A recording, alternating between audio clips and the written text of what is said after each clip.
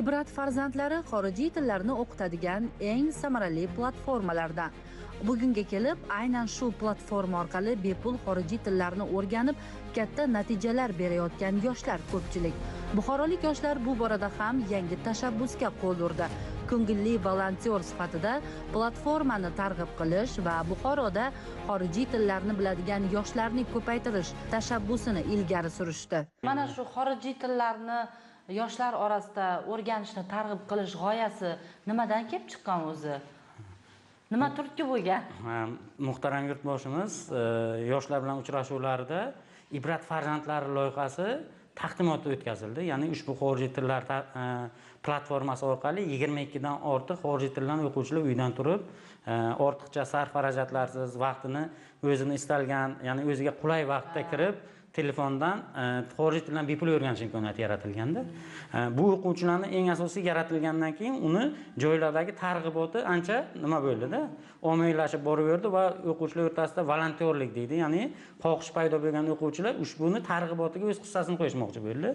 Biz dastavval ushbu xorijiy tillarni o'rganish istagida bo'lgan o'quvchilarni biz o'rgatdik. O'rgangan o'quvchilarni jamoaviylarni shakllantirib, har bir mahallasiga o'zini jamoalarini shakllantirishni boshladi o'quvchilar. Va mahalla sardori degan nom berib, ya'ni mahalla yoshlar yetakchisi, mahalla raisining yonida u Ibrat, ya'ni xorijiy tillar targ'ibotchisi sardori degan yangi, ya'ni jamoatchilik asosida ishlaydigan lavozim joriy etildi endi va o'quvchi o'zi o'rganadi. O'rganganini o'quvchilar o'rtasida targ'ibotini olib boradi. Va kundan kun shu targ'ibot ommaviylashib ketdi. Tuman misoliga oladigan bo'lsak, bugun birgina G'ijduvon tumanining o'zida 60 mingga yaqin o'quvchilar xorijiy tillarni bepul ushbu ilova orqali o'rganmoqda.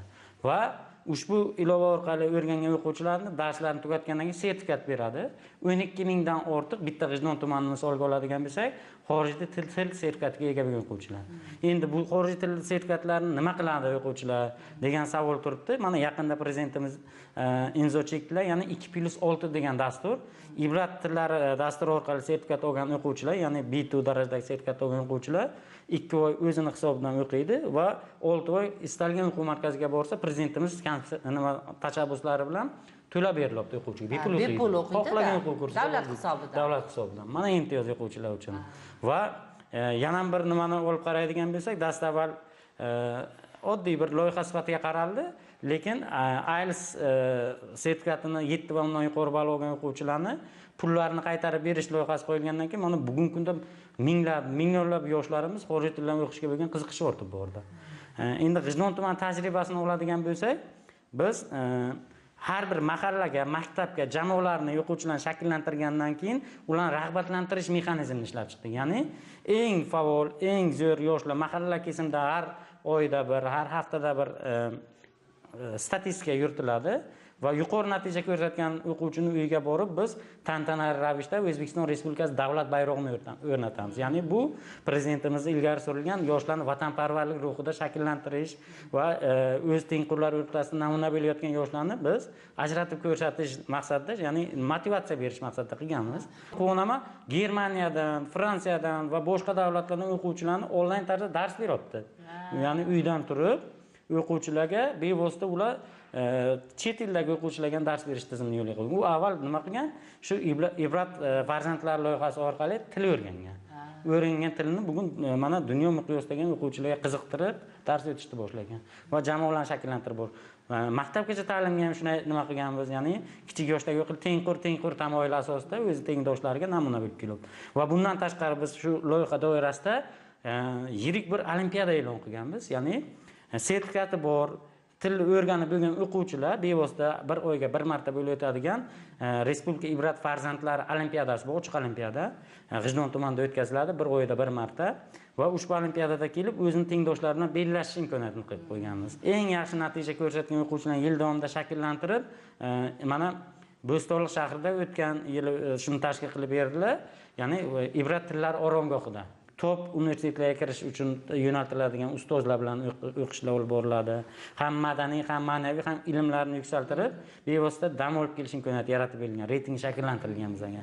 Shu natijasida biz mana birinchi navbatda G'ijdon tajribasi, keyin bu qo'shnilarga qarab qolgan hududlar ham ushbu loyihani qo'llab-quvvatlab, ular ham raqobat maydoniga chiqdi va bugungi kunda olib qaraydigan bo'lsak, respublikada Buxoro degan til o'rganish bo'yicha o'quvchilarning o'z o'rni bor, reytingi bor va xudo xolasa ushbu yo'nalishlar bo'yicha ham hozirgi kunda ishlarimiz davom etyapti. Siz qaysi yo'nalishda xorijiy tillar bo'yicha mutaxassissiz? Men ingliz tili bo'yicha yo'naltiraman va matematika bo'yicha asosan, ya'ni biz jamoa shakllantirganmiz, ya'ni respublika va xalqaro miqyosda fan olimpiadalarining o'quvchilarini tayyorlaydigan markazga asos solganmiz G'ijdon tumanida va ushbu olimpiada jamoasini rahbarlik qilib kelaman. Dastavval bizga qo'yilgan vazifa o'quvchilar o'rtasida xorijiy tillarni o'rgatish. Masalan, 100 ming, 150 ming o'quvchi bo'ladigan bo'lsa, yoshlar tumanda xorijiy tilni o'rganib bo'ldi. Endi nima qilasizlar degan masala turibdi. Keyingi rejalarimiz turibdi. Xudo xolasa, dunyoning top 100 universitetlariga ham biz alohida rejalar ishlab chiqarganmiz. O'quvchilarni oliy ta'limni yo'naltirish, ya'ni o'zimizdagi eng zo'r universitetlarni tanlaydi o'quvchilar. Agar xohlasa, dunyoning top 100 universitetlariga tayyorlaydigan loyihalar ishlab chiqamiz.